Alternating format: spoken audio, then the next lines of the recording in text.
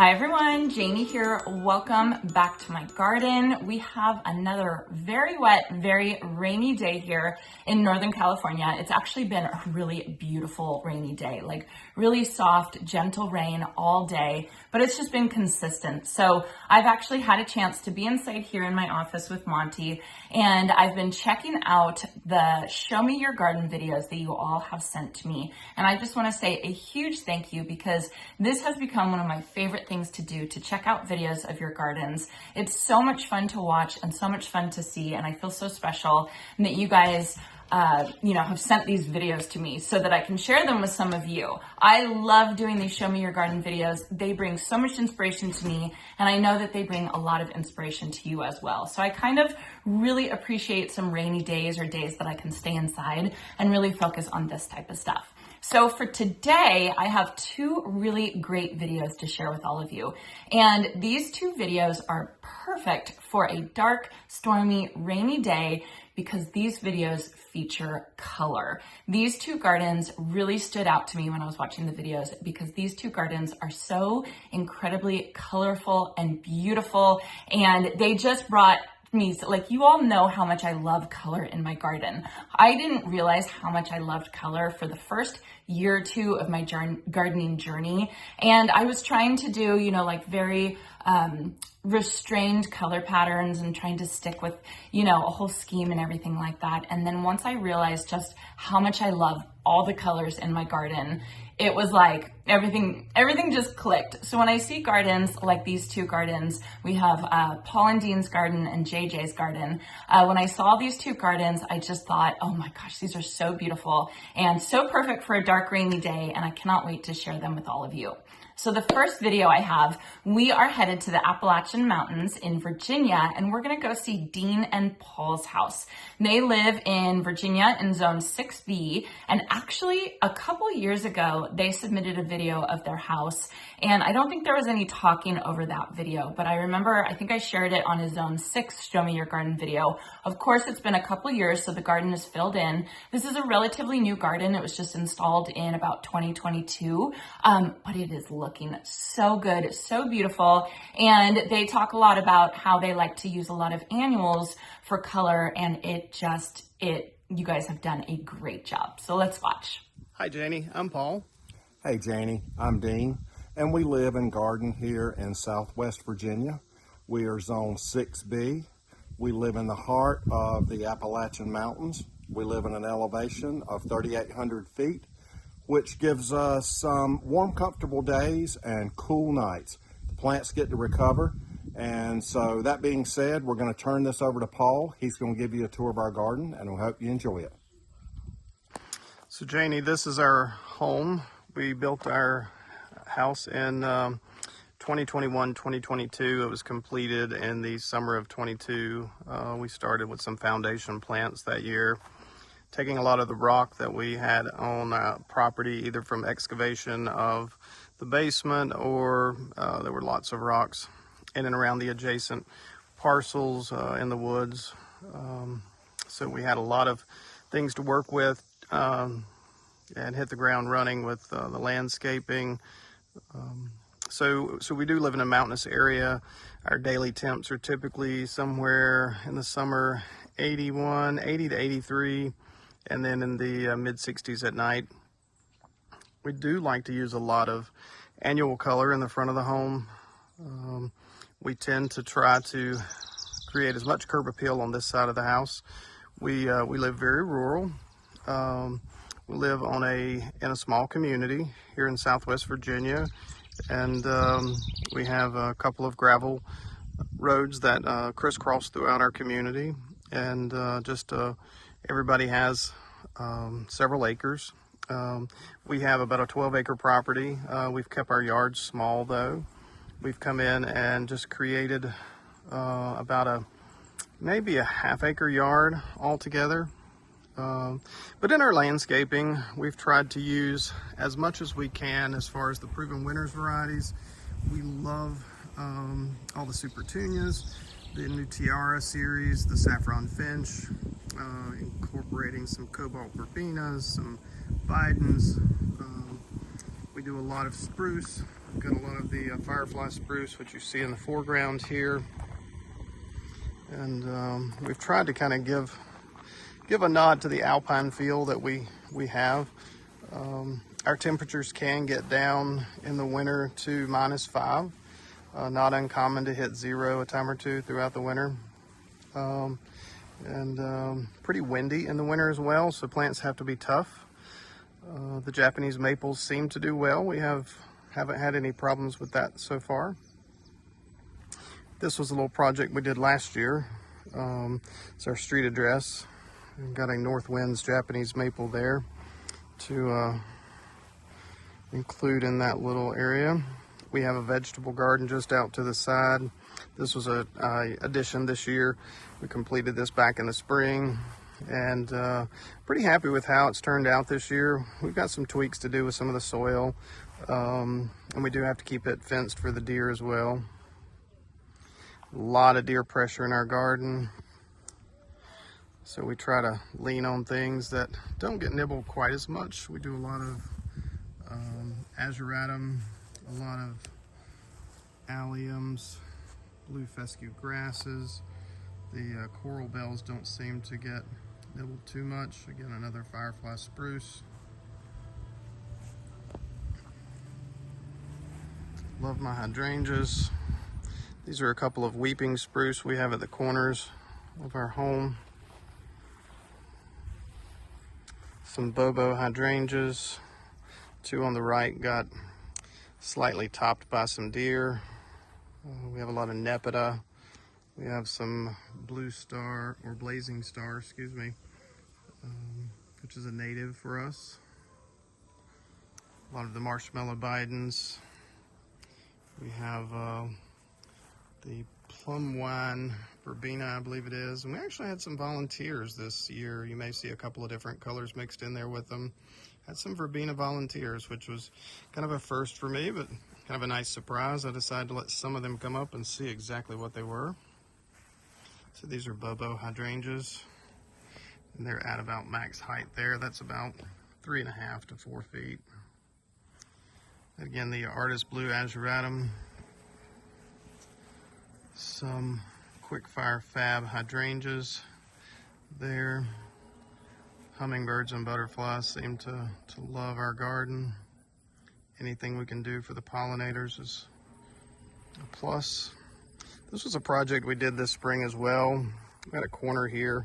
The Japanese, or the sugar maple, was existing, and we decided to enlarge the bed a little bit just to kind of ease the mowing in that corner. It became a little bit problematic. So we used, again, the rock, used some sedums, some Monte blue spruce. We try to incorporate timber from the woods, whether it's in the shape of a branch or whether it's a stump. We like to use those in our landscape as well. Let me turn away from the sun. Sorry, the sun's coming out. So we included this year in our landscape, we had some lime lights that I had transplanted from our previous property here, and they did well. But we decided to forego that this year and change it into some REM Japanese maples. These I think are going to work out nice for a little more structure, underplanted with some coral bells, some ajuga. The containers we change out with each year. This year the Gara and the plum wine seem to be doing well. So again, flanking this side of the steps the same, along with some Arctic fire dogwoods. The deer have seemed to enjoy them this year as well. Got some tough stuff hydrangeas, a little more purple on this side of the house, a little more pink on the other side. Coosa dogwood. This part of our yard was kind of problematic when it came to keeping it in lawn, so we used our landscaping to create a solution. We had a lot of stone left over from when they dressed our foundation of our home, so we came in and used it to create a bit of a wall to retain the mulch and separate the lawn and the garden beds. So we've got some first flame Japanese maples. Behind it on the right, a Skyland spruce, some black-eyed Susans, some agastache, Shasta daisies. We don't do a lot of annual color down here. This is more of a perennial border, but we keep Monarda, purple coneflowers. There's some denim and lace Russian sage in there. Plenty of yarrow.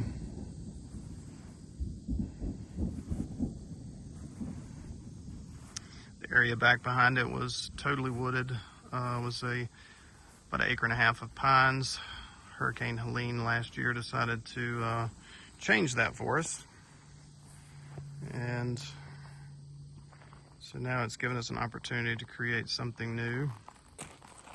We did come in and create a little bit of a wooded border. These trees were spared during the storm, so we've got a lot of runnera, ferns, a lot of astilbe, again playing with some timbers out of the forest. Anything we can find is to keep it looking natural.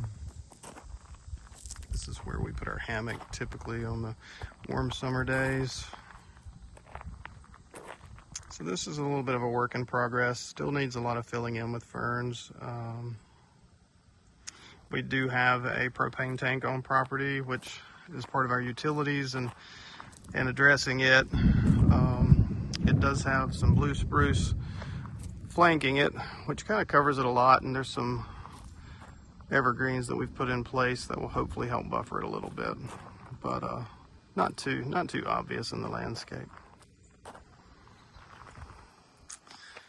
This area is a little garden that separates our upper parking from our lower parking. Again, was going to be a little problematic in maintaining lawn on it, so we came in and created a garden bed using a lot of spirea, some native blue stem varieties of grass, using a lot of the stone from the foundation again, created a bit of a pathway. We had some wash with the pathway when we'd have rain, so started introducing moss, the Irish and Scottish moss. That seems to have helped create a bit of a dry creek bed situation, and little to no runoff or any type of mulch wash. Again, using the alliums, the nepeta, firefly spruce, the hydrangeas. So one of my favorite parts of our garden is this little walkway. It's very welcoming. Some quick fire hydrangeas, meteor shower verbena, nepeta, some more hydrangeas with some crocosmia, some veronica,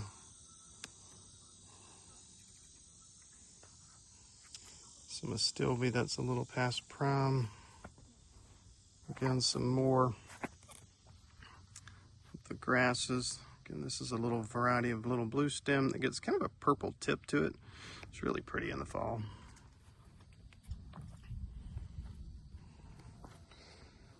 So this is an overview of our garden. It's we've tried to keep it manageable as we age. Some bubblegum supertunias along with some tiara blue, weeping blue spruce, a variety of salvia I'm not familiar with. We hope you've enjoyed our garden, Janie. We certainly enjoy yours and everything you do for us, and we look forward to seeing more of it in the future. Thank you. Oh, isn't it just so beautiful? So a huge thank you to Paul and Dean for sending that video in. You guys, can you believe that pathway with the moss on it? Oh my gosh, I want to do that right now. I know the moss won't work here in California. We're just too hot. I would have to put a sprinkler on it like 3 times a day. But for those of you who live in areas that get a little bit more rain than I do, man, I would love to have that in my garden. Such a beautiful, beautiful garden, and just immaculate, like absolutely immaculate. So thank you so much to Paul and Dean for sharing your beautiful garden with us. Okay, the next garden I have to share with you, I have to tell you guys, it is like 3 o'clock right now and it is so dark outside. I have a ring light to help give me some extra light and I don't even think it's enough. It is so dark today. I feel like the skies are just gonna open and we're gonna get a deluge. So anyway, we are going from Virginia and we're headed back to California and we're actually coming back to my neck of the woods. We're in kind of the Sacramento area. We're gonna go see Jennifer's garden. Jennifer goes by JJ, and I can't believe she lives so close to me. And Jennifer, or JJ, next year when your crepe myrtles are blooming, can I please come do a garden tour? No pressure, but oh my gosh, your garden is so beautiful. And JJ also just got started in gardening just a couple years ago, and what she's done with her California Zone 9B garden is incredible. Hi Janie, hi Jason, and hello fellow gardeners. My name is Jennifer, but I go by JJ. I garden in Wilton, California, which is located in Sacramento County, and I am in Zone 9B. I moved to the property 10 years ago, but I just really got into gardening the last couple of years. And Janie, you have been a big inspiration to me, especially since I'm in the same zone. And my favorite garden center is the Elk Grove Green Acres location, so we're definitely grabbing some of the same beautiful plants. This is my raised bed garden area. So this is where I grow a few veggies like tomatoes, zucchini, cucumber. I grow some herbs like chives, basil, and thyme. I also have some blueberries and several fruit trees.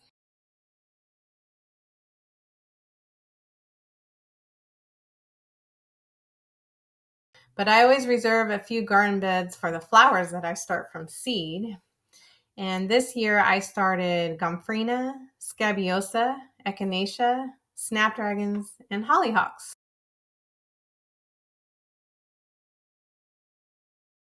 And every year I have to throw in the tried and true, the zinnias, the sunflowers, and the cosmos. The pollinators just love all of these flowers, and I really enjoy capturing them on camera. Now, the area around my raised beds is called my tropical garden because this is where I like to grow my dinner plate hibiscus, canna lilies, Mexican petunias, verbena, coreopsis. I plant lantana, veronica, yarrow, and of course salvia. And these plants really do thrive in my garden.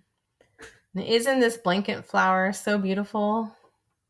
I just love the color. Some other plants that thrive in my garden is Nyphophia, Russian sage, and I had to try the Chitalpa. It's so beautiful. I have a few shady areas underneath oak trees where I planted the blue fescue grass, hardy geranium, wildberry heuchera, and I even was able to get some hostas and a stilbe to survive. I planted a clematis vine for the first time this year, and I just had to try it. I got my first blooms this week, so we'll see how this experiment goes.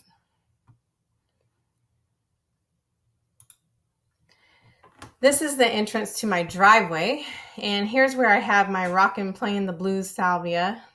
They're just so awesome. And I planted the fun sunflowers, the helianthus. It's just a great grouping of color. But really, the stars of the show every July are definitely the crepe myrtles. They're so bright and beautiful this time of year. I have a lot of them on the property because I really do enjoy them all summer long.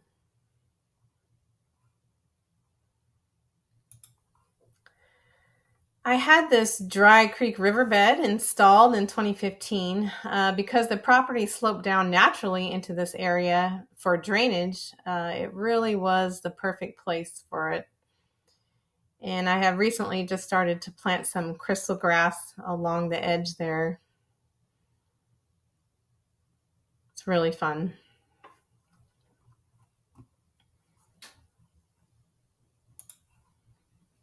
The biggest challenge that I face in my garden is the soil. I have pretty heavy clay soil that I do amend with compost when I add new plants to the garden, because otherwise the water just sits in the hole because there isn't any drainage. and it will rot out the roots of my new plants. And I also have a lot of lava rock on this property, which seems to just bake the plants even more during the hot summer. But on the plus side, it does help keep the weeds away, even though they work their way through in the spring. But once I pull the weeds in the spring, they don't really come back for the rest of the year. I'm really big into container gardening, and I love to come up with different color combinations every year. I was so excited to get my hands on the Proven Winners line this year, thanks to Janie's help. So I really grabbed any Super Tunia or Super Bina that I could get my hands on. This color combination has the purple celosia, the Dusty Miller, and the angel wing senecio.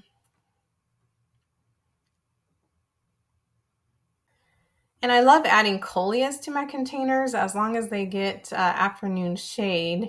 I have many of them in my garden with all different colors. I also have this sweet pea patio tree that I love. It's so beautiful in the spring. My biggest advice for new gardeners is just to keep trying the new plants. If you love them, even if they aren't marked for your zone, because if you don't put them in the right spot the first time, don't be afraid to move them around your garden. I'm always digging things out and moving them around until you find their perfect home. Just go for it.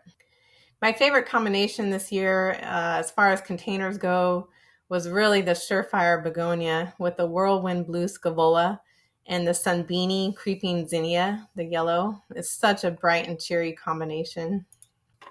I have some challenging areas in my garden where it gets shade half the day and then it will be blazing hot sun in the afternoon.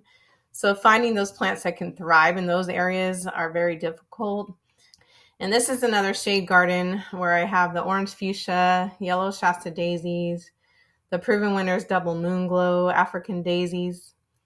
I also have a brunnera, a caladium, coleus, some hydrangeas, lamb's ear, impatiens, and they all seem to thrive in the shade. Plants that I try to grow because I love them are hydrangeas. I keep trying different varieties. With our dry heat and high water needs, it proves to be difficult. But the Incredible hydrangea, Proven Winners, and the pufferfish hydrangea have both worked for me, as well as the Gatsby Gal oak leaf hydrangea. It's so pretty. Janie, thank you for the opportunity to share my garden with you, and I hope you all have a wonderful day. Okay, JJ, we are talking about dream garden here. Absolute dream garden. That was so beautiful. When I saw your clip of the crepe myrtles, I was literally like, oh, it's just stunning, all in bloom, absolutely beautiful. The dry creek bed, all the colorful flowers that you picked. You obviously love color as much as I do, and that is just amazing. And you're probably going through the same rainstorm because you're really not that far away. Anyway, I just want to say a huge thank you to Dean, Paul, and JJ for sending in your videos, and to all the rest of you who sent in your videos. I'm working my way through. I'm having such a wonderful time watching the videos, kind of putting the videos together to share with all of you. So a huge thank you for taking the time to film them and to send them in. And if you have a gardening video or want to take a gardening video, I know it's probably not the best time of year to take gardening videos, but if you happen to have one, send it in. I'll put the link in the description down below, because I am planning to continue doing some of these Show Me Your Garden videos, especially on stormy days like this, because it's becoming one of my absolute favorite things to do. And I know a lot of you love these videos as well. So again, a huge thank you to all of you. I hope you all enjoyed this, and I hope you all have a chance to get in your garden today.